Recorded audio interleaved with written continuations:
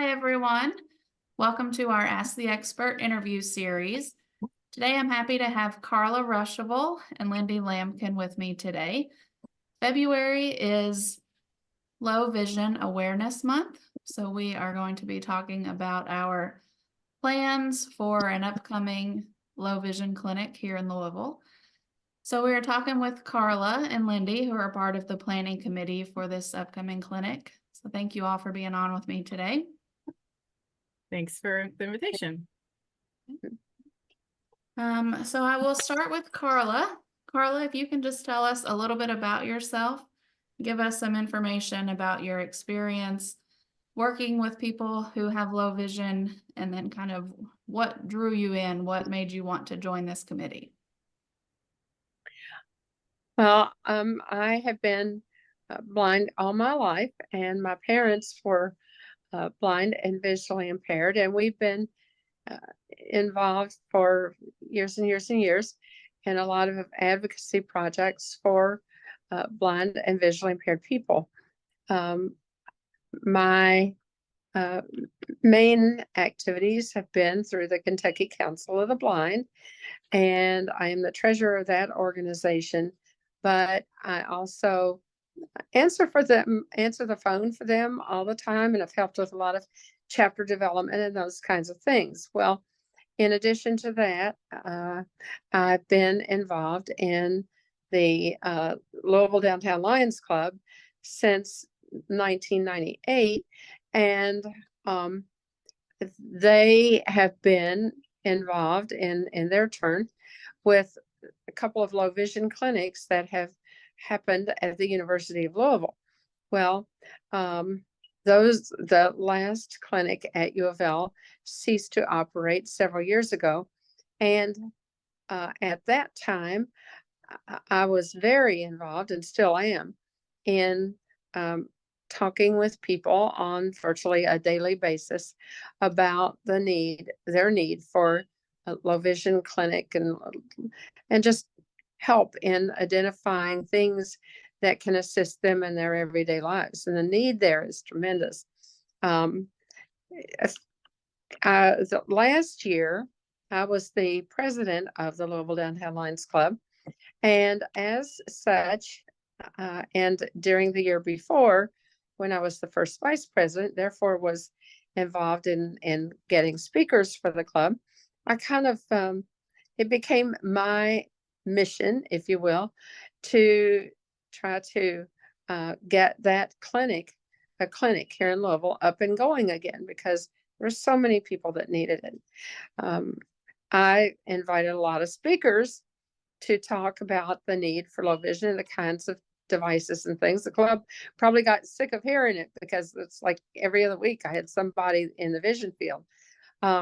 Last year in January, our club kind of took the lead in getting a group of people together to talk about low vision. And the Office of Vocational Rehabilitation here in Kentucky was also interested in this project. And Lindy was a member of our club. And so between us, we wound up with this committee that has sort of taken it upon ourselves to push for the establishment of this clinic. And I will say, I think that we've done an amazing amount, had an amazing amount of progress in the last year. We're not there yet, but we are certainly getting there. Oh, wonderful. All right, well, Lindy, I will let you kind of talk a little bit about yourself and just your work with KLEF and why KLEF is such a good fit for this project. Sure. Yeah. So it's hard to believe it's been almost 5 years since I've been part of the KLEF team. I joined in March of 2019, and just have a growing by the day passion for all of our programs and services, and our ability to provide resources to those in need for the vision services that we provide through our different programs and services. And I, shortly after joining the team, learned about the local clinic in the Louisville area that was, ceased to exist or closed down. And so I saw an opportunity for, that service to be revitalized, essentially. And I thought that KLEF would be a great you know, organization to be involved with that. I wasn't sure at the time at what capacity, but then unfortunately COVID happened, you know, early 2020. And so things were different for some time, but the idea was still in my mind. And then as Carla mentioned, as a member of the Louisville Downtown Lions Club, I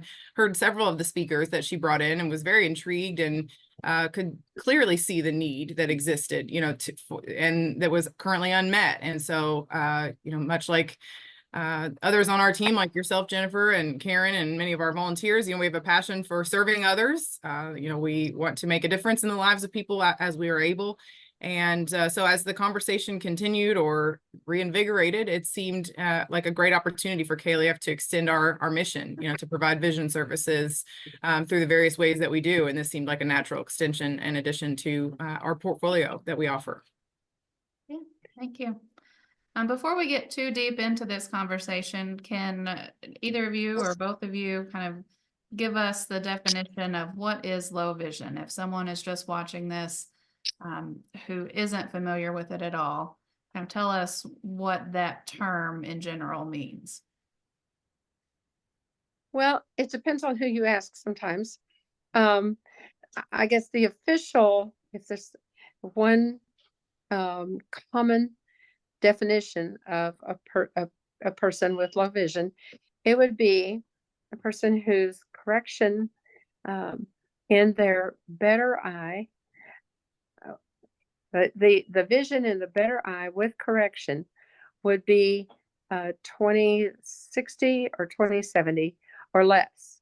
And so, you know, sometimes you'll have people that say, oh, I really have low vision. Oh, I'm really visually impaired.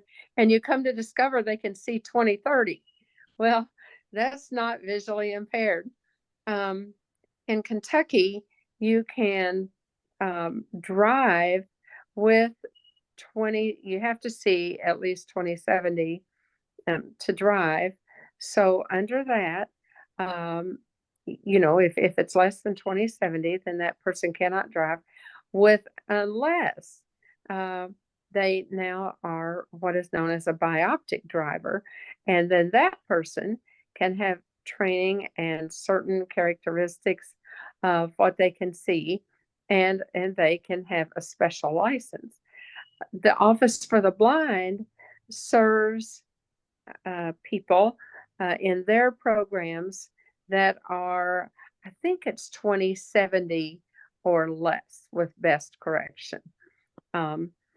And so that is people who have low vision, usually, but not always, they usually may have some difficulty reading.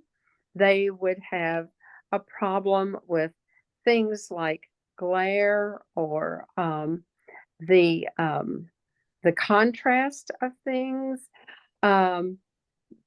Maybe some people be able to see at night, some can't. It just depends on the eye condition. People that have macular degeneration see differently than people that have glaucoma or people that have that have issues due to diabetes, diabetic retinopathy.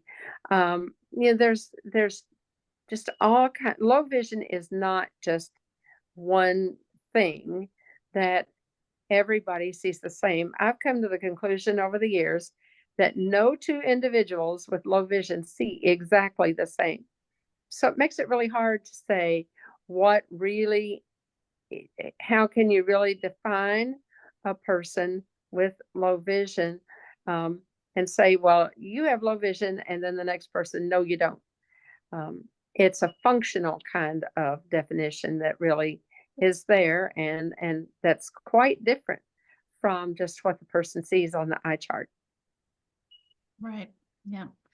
And to make it more challenging, there's no black and white, clear cut treatment. You know, everything is varied based on the patient and their needs. So Yes, again, very this much. is a very different type of, I guess, medicine or healthcare, because it's not your cookie cutter doctor's office where you're going to walk in and they're going to write you a prescription in 10 minutes and send you out the door. You know, Yes. it's much more detailed Yeah. setup. So thank you for answering that. I think that was a really good just overview of what low vision is. And then you mentioned some of the challenges that people face who experience low vision. Can you tell us more about how this idea for the clinic came about? I know you all said that the previous clinic closed, but then the process of getting the committee together and kind of the early stages, you know, months and months ago. Tell us a little bit more about that process. Well, first of all, the Louisville Downtown Lions Club has been involved in at least 2 or 3 other efforts to run a low vision clinic here in Louisville. And those efforts, I know at least 2 of them had been run in conjunction with the University of Louisville. And so it had put funds into the clinic in the past. I think, I might be wrong, but I believe that, and this was back before I was involved a lot in the low vision clinic idea. Just knew it was there, but I believe that they had help assistance from LCIF, Lions Club International, in establishing a clinic. So a clinic had operated for some years at various times here in Louisville. After the clinic was closed, on a fairly sudden, just all of a sudden it was gone, around the end of, I'm not sure if it was 2018, 2017, in that range. There were people who were just really sort of left without assistance. A person at the clinic in the most recent clinic that was operational could go in and get an examination and have some experience with some of the magnifiers that were available, some of the possible using some of the equipment that could be purchased. Some of those things might be sort of inexpensive, but some are quite expensive. And so they can have a chance, people can have a chance to try those things out. And it wasn't just another eye exam. It was, it had to do with ways to cope with some of the low vision. Well, so the clinic closed down, and now there wasn't really any place in Louisville for people to go to be able to receive those kinds of services. Cincinnati has some services. They have had some at the University of Kentucky. There is a doctor over in Indiana who is excellent, and he is in Fort Wayne. He comes down to Louisville once a month or so and provides some services, but there really isn't much in this area. And there's not much really throughout Kentucky. There was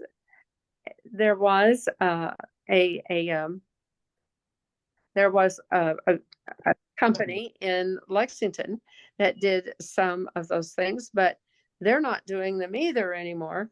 So we really needed a clinic. And what was it, Lindy? About a year ago in January, 3 or 4, as president, I asked 3 or 4 people in our Lions Club to be part of a committee, and we met out at the McDowell Center here in Louisville. That's under the Office of Voc Rehab. The manager of the McDowell Center And the person who is in charge of the Office of Vocational Rehabilitation Blind Services Division were at that meeting. Also, the executive director from the Kentucky School for the Blind Charitable Foundation was there.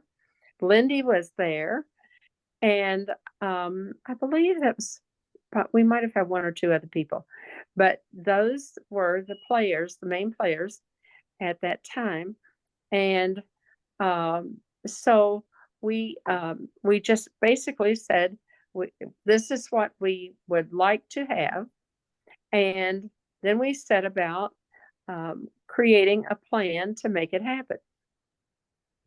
A low vision therapist, a certified low vision therapist that was living here in Louisville at the time and who had worked at the last U of L clinic, participated. She was not at that first meeting, but she wrote up a plan of what she felt was necessary for the low vision clinic. And we came back together, looked at that plan, looked at her suggestions of not only what was needed, but how much it would cost. And we set about to form some partnerships to make it happen. The clinic, the new clinic, will be housed at the Charles McDowell Center here in Louisville. The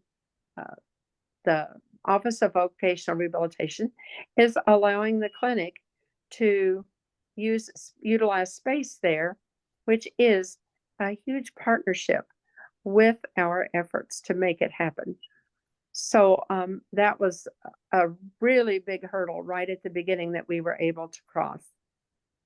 And then we needed to have some other partnerships. KLEF is basically, this is KLEF's project now, because the KLEF is who can really make this happen on a day-to-day basis. They can put all those pieces together and make a cohesive group, a cohesive service that can take resources combine the resources from different entities and turn it into a really good program. And that is what's in the process of happening. Yeah. You've mentioned the different services that this clinic could provide will be based on clinics similar to this in Kentucky and in surrounding areas as well. But in those services will be provided as we can, as we get a provider, and there's still a lot of work to be done.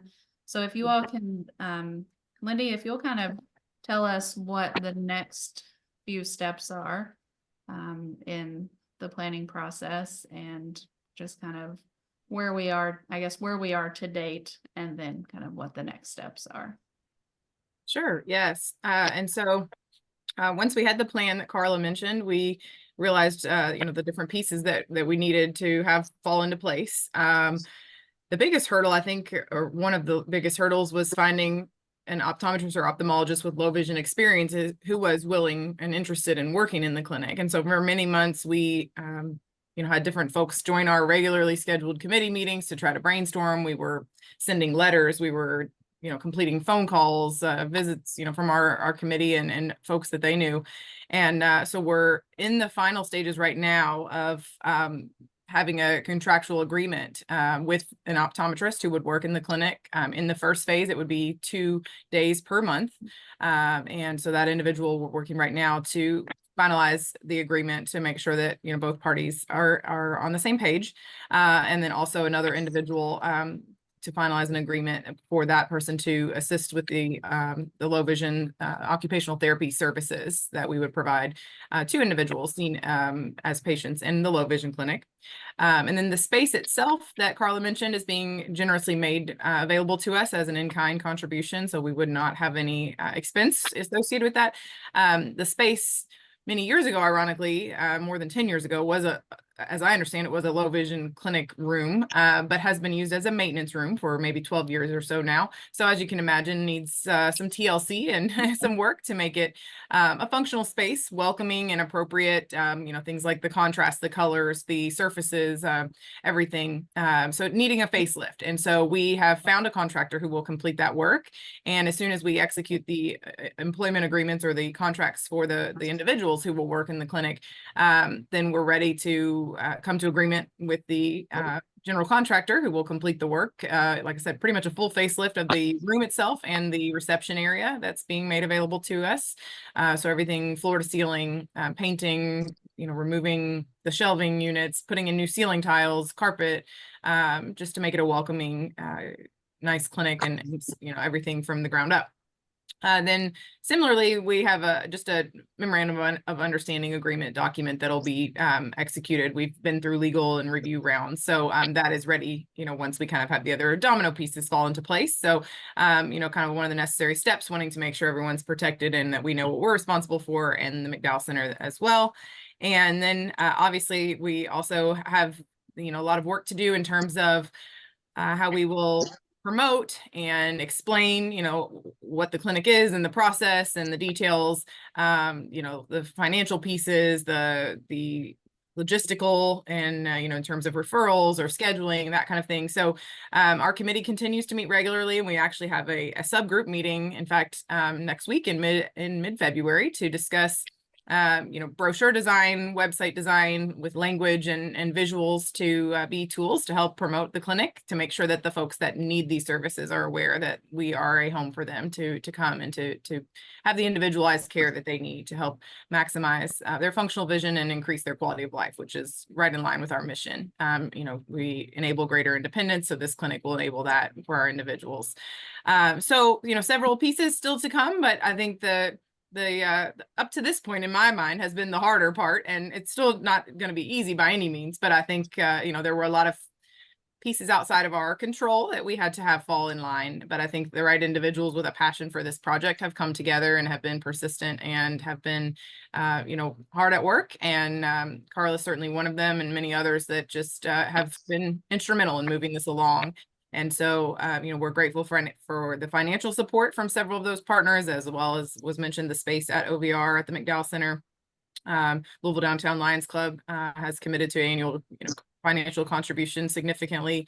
Kentucky School for the Blind Charitable Foundation will be a financial supporting partner, as well as it was already mentioned, but Michelle, their executive director, has been on the committee.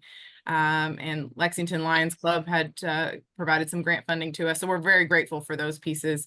And then in some individual gifts even already, including from Carla and her husband, Adam, we're gracious for their support and appreciate all that. And so it certainly will continue to take a village, even from the day we open it, then the work's not done, right? We'll continue to make sure that the resource we're providing is what is needed. We'll obviously always take into consideration feedback, that we want to make sure we're providing what we aim to do, and providing what is needed by each of these individuals, whether it's the different equipment or visual aid devices, just being a great resource all around, and on whatever frequency they might need our services, just making sure that we can continue to say yes to the demand that's there. So that's a little bit about where we are today, kind of how we got here, and where we'll need to go over the next several months.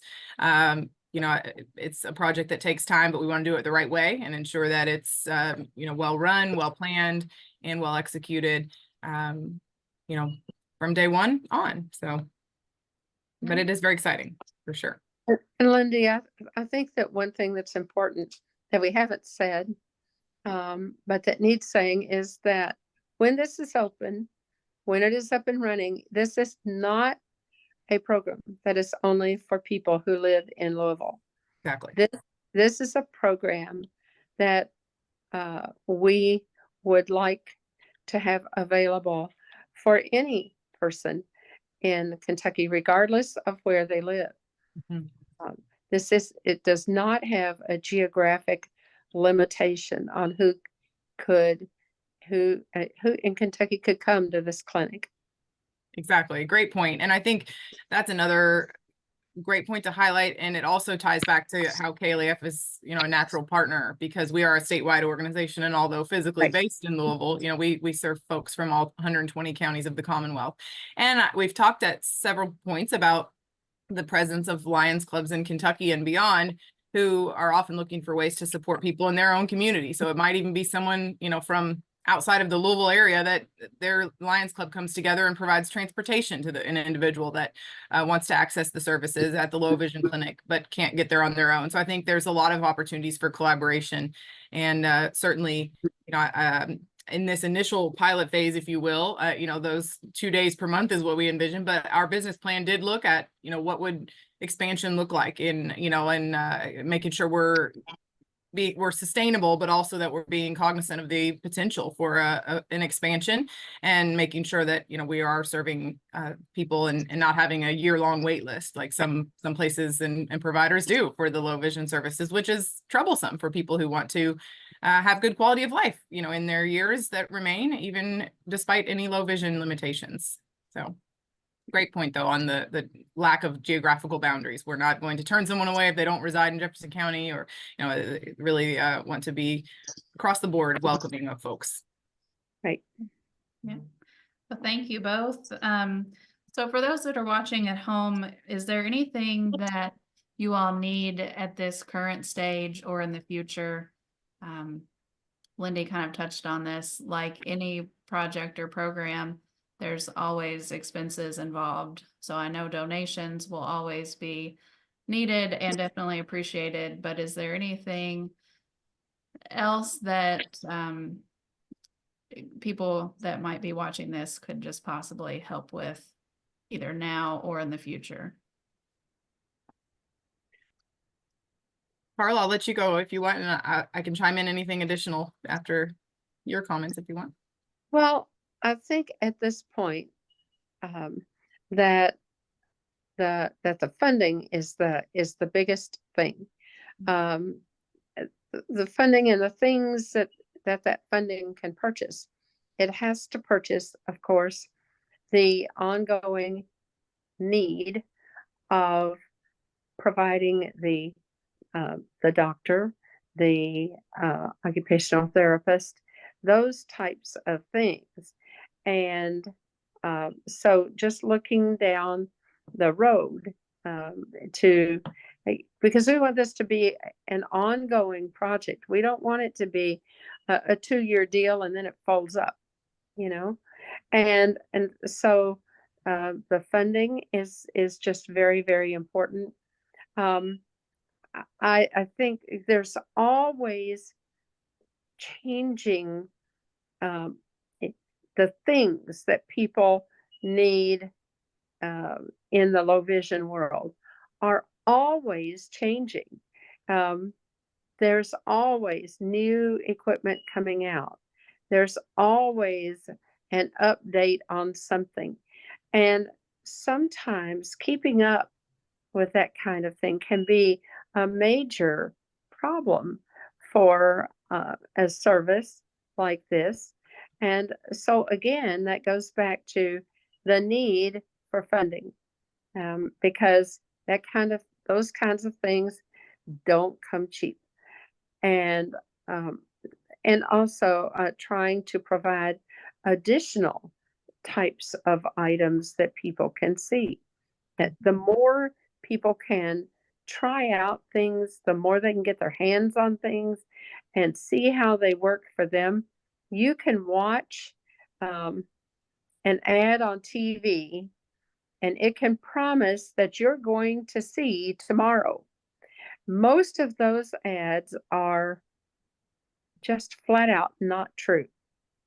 And, people can say, oh, and I get calls like this at the Kentucky Council of the Blind, where people say, I saw this particular product on TV and I want that because it's going to make me be able to read so-and-so, or it's going to help me to, help me to be able to go out and work in my garden again or whatever.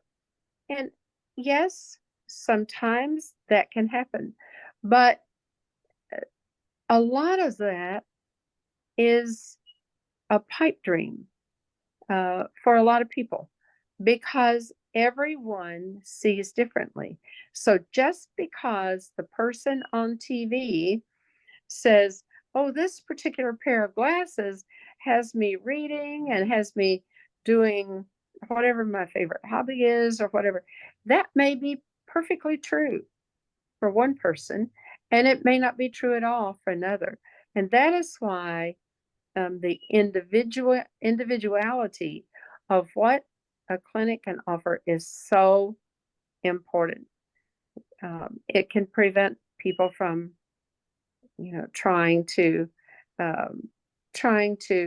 believing that one particular item is going to solve all of their problems. Most of the time, it's just not so. Yes, and I would say, Carla mentioned, the funding obviously being a very important piece because as she mentioned and alluded to the expanding technology and new devices, and that some of them are not the low expense. So having, a good base of funding to ensure that we can meet the need where it is with the devices and, the optometrists and all the expenses that go into it.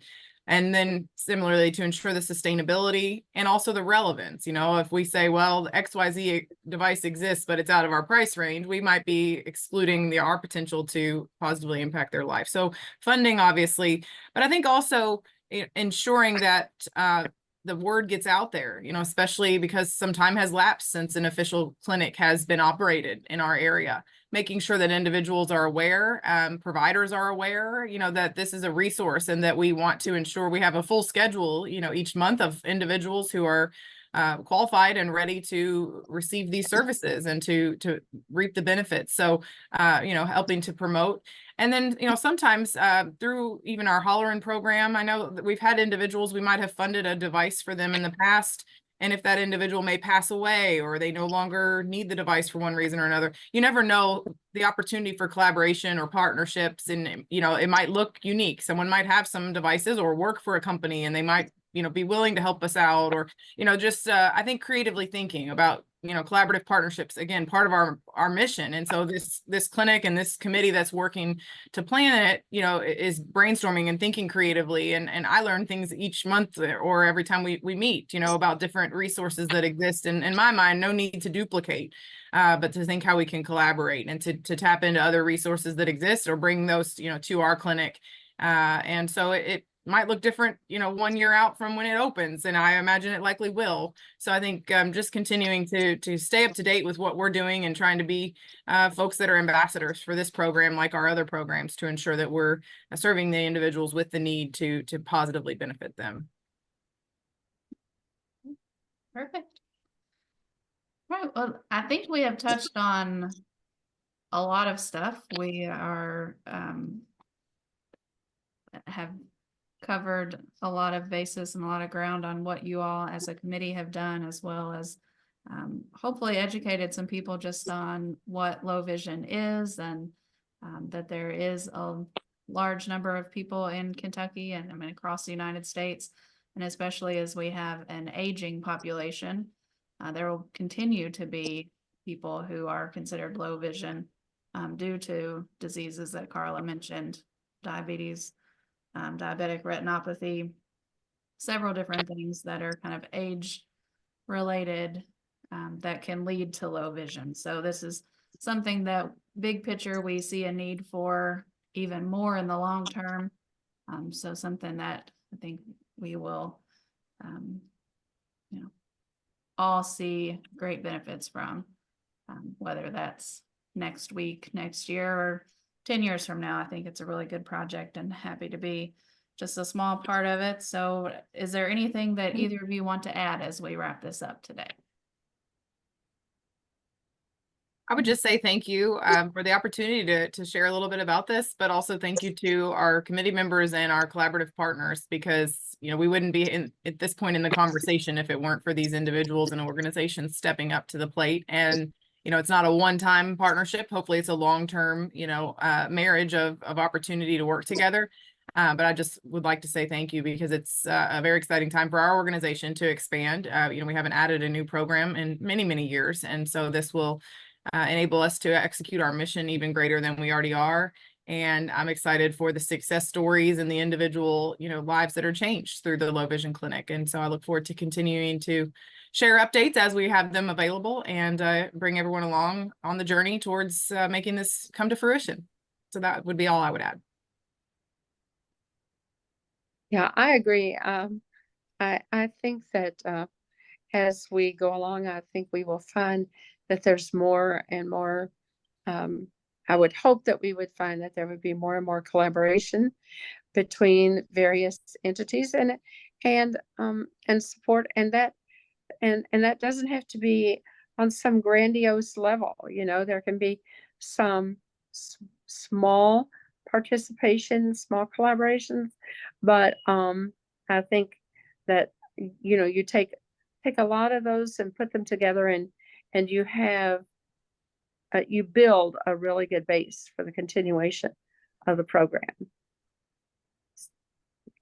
I'm just very, very encouraged by the leadership that KLEF can provide for this clinic. I think that is going to be and is a crucial key for the success of the program on a continuing, ongoing basis.